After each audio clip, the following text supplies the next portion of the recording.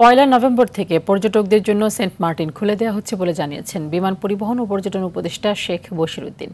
তিনি বলেন, নভেম্বর ও ডিসেম্বরে শুধু দিনের বেলা প্রতিদিন 2000 পর্যটক ভ্রমণ আর জানুয়ারি ও ফেব্রুয়ারিতে রাতে অবস্থান করতে পারবেন। সচিবালয়ে তিনি একথা বলেন। বিস্তারিত বিল্লাল হোসেনের রিপোর্টে।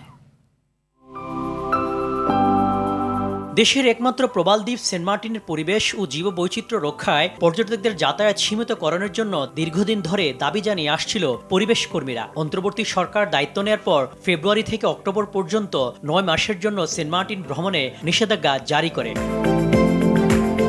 ফলে জনশূন্য জীববৈচিত্র্যপূর্ণ দ্বীপটি ফিরে পেয়েছে নতুন প্রাণ। প্রবালে জন্ম নিয়েছে সামুদ্রিক উদ্ভিদ। এমন পরিবেশ ধরে রাখতে নির্দিষ্ট সময়ের জন্য পর্যটকদের পহেলা নভেম্বর থেকে সেন্ট মার্টিন খুলে দেওয়ার কথা জানান বিমান পরিবহন ও পর্যটন উপদেষ্টা। স্থানীয় জনগোষ্ঠীকে পর্যটন কার্যক্রমের মাধ্যমে ক্ষমতায়িত করা এবং জনপ্রিয় পর্যটন গন্তব্যে অতি পর্যটনের বিপুল প্রভাব হ্রাস করার লক্ষ্যে কমিউনিটি অংশগ্রহণমূলক পর্যটন সংক্রান্ত একটি গাইডলাইন প্রণয়ন করা হয়েছে।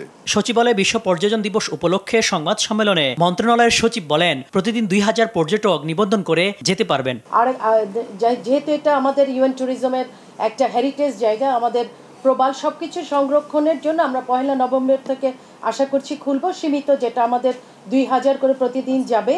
এবং এই বিষয়ে একটা সফটওয়্যার আমরা অলরেডি তৈরি করেছি।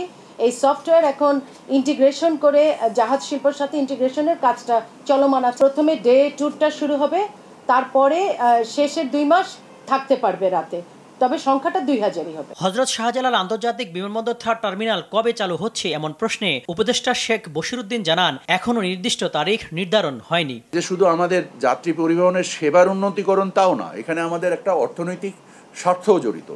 সেই অর্থনৈতিক স্বার্থে আমরা আমাদের মন্ত্রণালয়ের পক্ষ থেকে ক্যাব থেকে সকলেই আমরা একত্রে চেষ্টা করছি যত দ্রুত করা যায়। দুঃখজনকভাবে আপনারা যে সুনির্দিষ্ট একটি তারিখ চাচ্ছেন আমাদের কাছে, এটা আমাদের কাছে এই মুহূর্তে উপস্থিত নাই। বিল্লাল হোসেন, RTV, ঢাকা।